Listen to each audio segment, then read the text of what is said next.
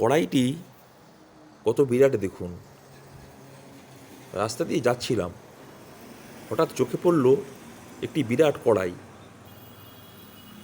এটি নিমতৌড়ির একটু আগে দক্ষিণ নারকেলদা স্টপেজের কাছে।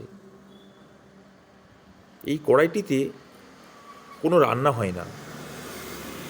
সম্ভবত এই কড়াইটি কোনো একটি কারখানাতে সাবান তৈরির কাজে ব্যবহার করা হয়, কারণ এই কড়াইটির গায়ে সাবানের অনেকটি অংশ লেগে রয়েছে।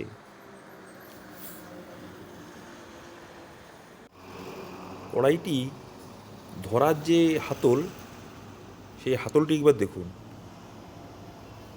কত বড় হাতল।